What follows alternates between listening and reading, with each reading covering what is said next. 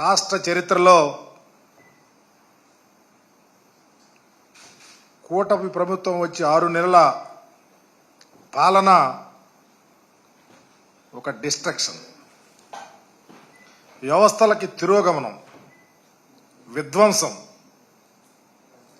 6 నెలల చంద్రబాబు నాయుడు గారి పరిపాలన విశ్లేషిస్తే ఒక నియంత, అప్రజాస్వామ్యం, అరాచకం, హింస, పచ్చి అబద్ధాలు, మోసాలతో పరిపాలన జరుగుతూ ఉంది.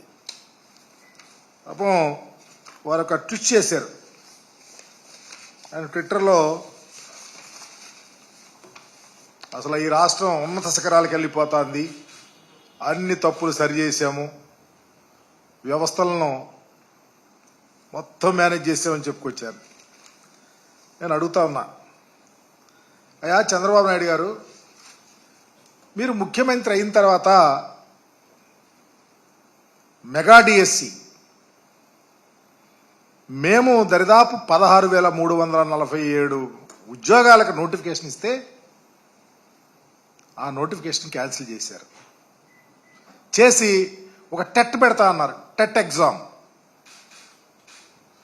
టెట్ ఎటు అయిపోయిందో తెలియదు. దాన్ని మళ్ళీ రిజర్వేషన్లు అన్నారు, అదన్నారు, ఇదన్నారు. ఒక్క ఉద్యోగం అన్నా మీరు, ఒక్క టీచర్ ఉద్యోగం ఇచ్చినటువంటి దాఖలాలు ఉన్నాయా? చెప్పలేరు. ఎందుకంటే మీరు ఇవ్వలేదు, చేయలేదు కాబట్టి. అలాగే దీపం 2 గ్రాండ్ సక్సెస్ అని చెప్తా ఉన్నారు. ఏ ప్రభుత్వం అయినా ప్రజలకు పథకాలు అమలు చేయటం అంటే ఏదో సహాయం చేయటమో, డబ్బులు ఇవ్వటమో, రాయితీలు ఇవ్వటమో, అది పరిపాటి. మీ ప్రభుత్వం ఏంటో ప్రజల దగ్గర డబ్బులు వసూలు చేస్తూ ఉంది. ఇదా దీపం 2 పథకం సక్సెస్? మీరు ఇస్తున్నది సంవత్సరానికి 1 సిలిండర్, అది కూడా ఎంతమందికి అందుతుందో తెలీదు.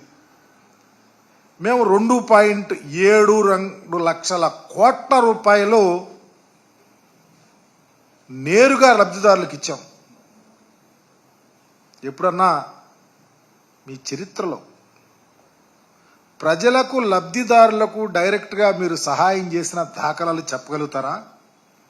ఈరోజు రాష్ట్ర వ్యాప్తంగా 1.54 కోట్ల మందికి దరిదాపు 4,115 కోట్ల రూపాయలు దీనికి అవసరమైతే 895 కోట్ల రూపాయలు వెచ్చించారంటే దీన్ని ఒక సిలిండర్ ఇచ్చి దీన్ని పథకం అంటారా? ఇది సక్సెస్సా? ఎవరిని మభ్యపెట్టడానికి, ఎవరిని మోసం చేయటానికి ఈ యొక్క పగల్పాలు పలుకుతారని అడుగుతా ఉన్నా. చివరికి అన్నా క్యాంటీన్లు చెప్తారు,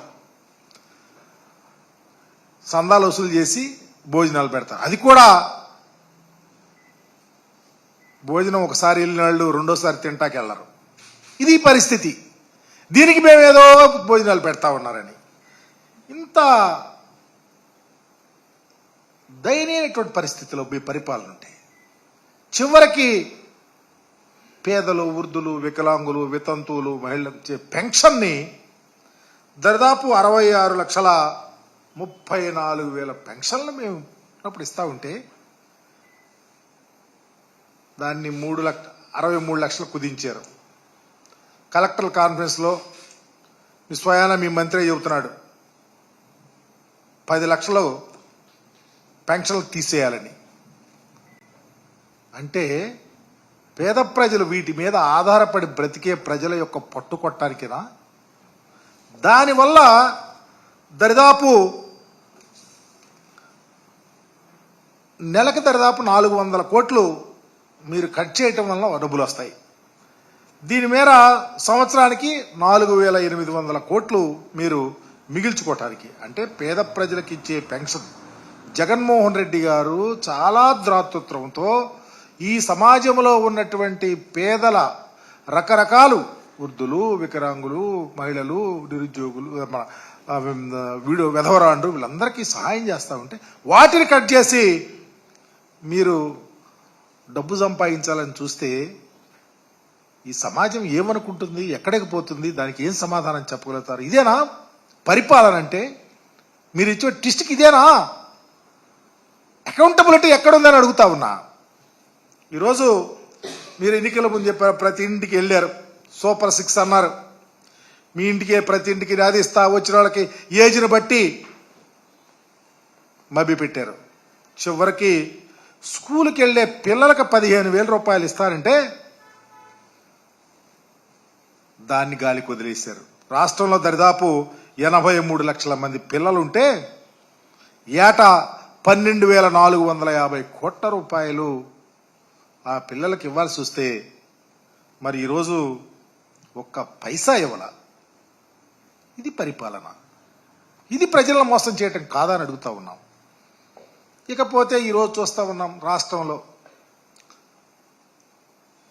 ప్రజలకు అన్నం పెట్టే రైతు సుభిక్షంగా ఉంటే ఆ రాష్ట్రం సుభిక్షంగా ఉంటుందని గొప్ప పరిపాలన చేసినటువంటి మహనీయుడు డాక్టర్ రాజశేఖర రెడ్డి గారు.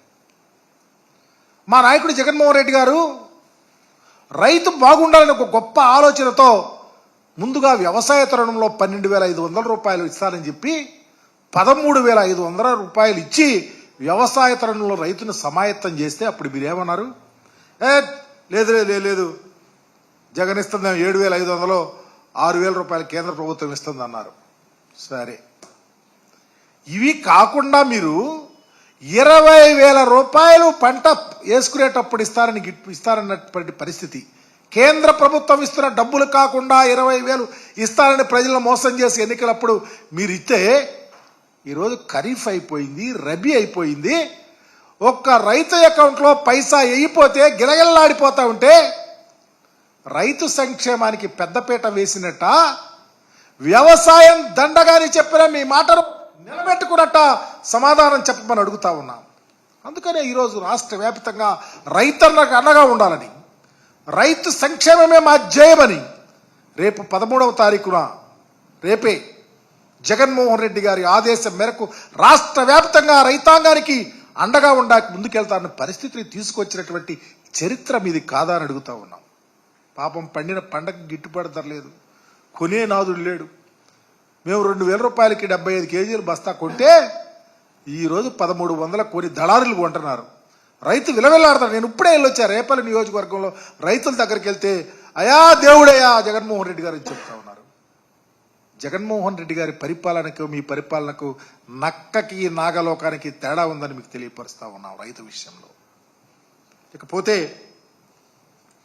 17 ఏళ్ళు నిండిన ప్రతి ఆడపిల్ల కనపడితే చాలు ఎన్నికలప్పుడు నెలకు 1,500 ఇస్తారన్నారు. అంటే సంవత్సరానికి 18,000 రూపాయలు. రాష్ట్రంలో 18 సంవత్సరాలు నిండినటువంటి మహిళలు 2,07,000 పైన ఉన్నారు.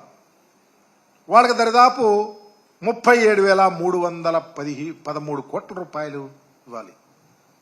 ఎందుకు ఇవ్వలేకపోయారు? ఏమైనా ఇచ్చారా? మీరు చెప్పండి.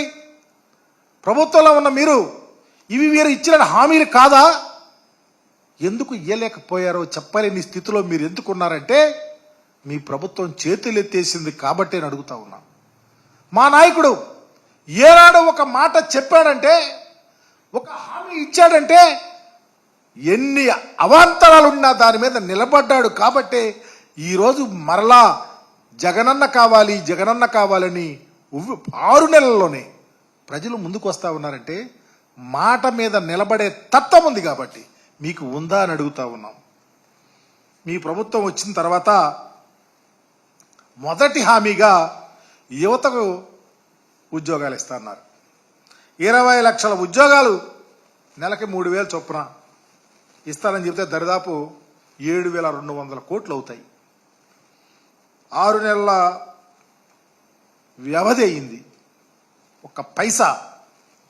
ఒక్క పైసా ఏ చిన్న కుర్రవాడికైనా ఉద్యోగ రూపేణా ఇచ్చి ఆదుకున్నటువంటి పరిస్థితి ఉందా అని అడుగుతా ఉన్నా. ఎందుకు ఇవ్వలేకపోయారు? అదే కాకుండా ఈరోజు ఏదో గూగుల్స్ ఒప్పందం జరిగింది, రాష్ట్రంలో బోల్డ్ ఉద్యోగాలు వచ్చేస్తున్నాయని చెప్పి చెప్పుకుంటా ఉన్నారు. మా ప్రభుత్వంలో మేము మైక్రోసాఫ్ట్ విశాఖపట్నంలో బ్రహ్మాండం వంటి చాలా మందికి పిలిపించాం, దరిదాపు ఒప్పందాలు కుదుర్చుకున్నాం. జగన్మోహన్ రెడ్డి గారు అయితే దరిదాపు మరి వారి ఆధ్వర్యంలోనే చాలా సర్టిఫికెట్స్ కూడా పంపిణీ చేశాం. తద్వారా అనేక మందికి అవకాశాలు వచ్చినాయి. మీ ఈ రోజుకి అన్నారు కానీ ఎక్కడన్నా ఒక్కరికన్నా ఉద్యోగ ధర్మాన్ని నిర్వర్తించినటువంటి అవకాశం ఉందా? లేదు. మీకు ఆ కమిట్మెంట్ లేదు, మీ ఆలోచన లేదు, మీరు ఆ ఆలోచనలోకి దిగల. ఈ రాష్ట్రంలో ప్రజలు, నిరుద్యోగులు, యువత ఎటుపోయినా మీకు అవసరంలా. కూటమి ప్రభుత్వం వచ్చినాక ఎంత దారుణం అంటే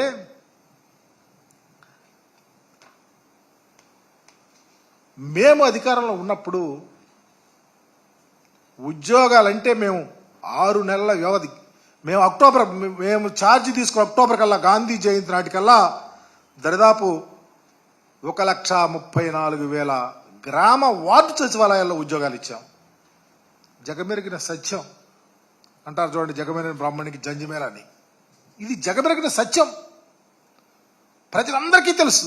క్వాలిఫైడ్, ఎక్కడా చిన్న మచ్చ లేకుండా వెల్ క్వాలిఫైడ్ ఎంప్లాయీస్ నియమించాం. మెరిటోరియస్, ఎక్కడ చిన్న రికమెండ్, అధికారంలో ఉండినా చిన్న రికమెండేషన్ అనేది చూడకుండా జగన్మోహన్ రెడ్డి గారు ఇస్తే మీరు ఈ రోజుకి ఒక్కటి చేయాల. 58,000 మంది ఆర్టీసీ ఎంప్లాయీస్ రెగ్యులేట్ చేశాం. దరిదాపు 2,60,000 మందికి వాలంటీర్స్గా తీసుకొని ప్రభుత్వ పథకాలను ఇంటింటికి పంపిణీ చేయించే కార్యక్రమాన్ని చేసినటువంటి చరిత్ర జగన్మోహన్ రెడ్డి గారిది. That is the welfare. రాష్ట్రంలో ప్రజల, ప్రభుత్వంలో ఉన్నటువంటి వారు ఏం చేస్తే బాగుంటుందని ఒక తపనతో చేశారు. అక్టోబర్లో గ్రామ సచివాలయాల్లో ఉద్యోగాలు ఇచ్చాం. ఈరోజు చూడండి, బ్రహ్మాండంగా బ్లూ డ్రెస్ వేసుకొని ఊళ్ళల్లో పనిచేస్తుంటే మీరేం చేస్తారో అర్థం కాదు. 58,000 మందికి ఆర్టీసీ రెగ్యులేట్ చేశాం. ఎప్పుడన్నా ఉందా? వాలంటీర్స్ని పూర్తిగా ఎత్తేసారు. వాళ్ళ అప్పడంగా 10,000 రూపాయలు ఇస్తామని చెప్పారు. అవి ఎక్కడున్నాయి అంటున్నారు. అవి ఉంటేగా ఇస్తామంటారు. ఇప్పుడు మొన్న అసెంబ్లీలో చూసా, మీ మంత్రి అవి ఉండయా మేము ఇస్తానికి. మీరు ఏం చెప్పారు? ఈ పరిస్థితి. ఇవాళ చంద్రబాబు గారు వచ్చిన తర్వాత పరిపాలన ఎంత దారుణం అంటే, ఈ రాష్ట్రంలో నిజంగా అశ్రిత పక్షపాతం, భయభ్రాంతులు అవుతా ఉన్నారు ప్రజలు. సోషల్ మీడియాలో ఎవరన్నా యాక్టివిటీస్ ఉంటే వాళ్ళని భయపెట్టం. మీరు వైఎస్ఆర్ కాంగ్రెస్ పార్టీ అయితే మీ మీద కేసులు పెట్టం. అడ్డగోలుగా ఒకటి కాదు, ఈర్ష్య, రాగద్వేషాలతో, అసూయతో ఈరోజు పరిపాలన చేస్తూ ఉంటే ఒక రకంగా రెడ్ బుక్ రాజ్యాంగం ఈ రాష్ట్రంలో అమలవుతూ ఉంది. చివరికి రాజకీయ నాయకుల్ని, పార్టీ వాళ్ళని,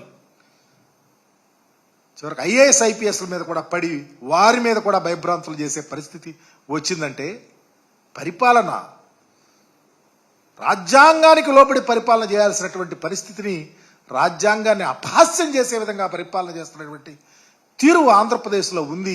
ఈ 6 నెలల్లోని చెప్పడానికి సిగ్గుపడతా ఉన్నాం.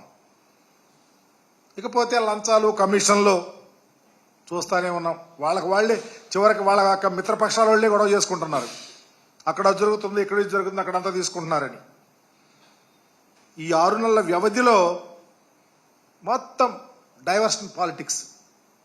ఒకటి కాదు, సీజన్కి నెలకొకటి. ఒకసారి రుషికొండ భవనాలు అంటారు, ఒక నెలలో శ్వేతపత్రాలు అంటారు, ఒక నెలలో మదనపల్లి ఫైల్స్ అంటారు, ఒక నెలలో ఆ ముంబై నుంచి నటిని తీసుకొచ్చి కేసులు అంటారు, ఒక నెలలో ప్రకాశం బ్యారేజ్లో బోటులతో బ్యారేజ్ గుద్దేమంటారు, చివరికి వెంకటేశ్వర స్వామి లడ్డు అంటారు, చివరికి మా నాయకుడు కుటుంబం మీద.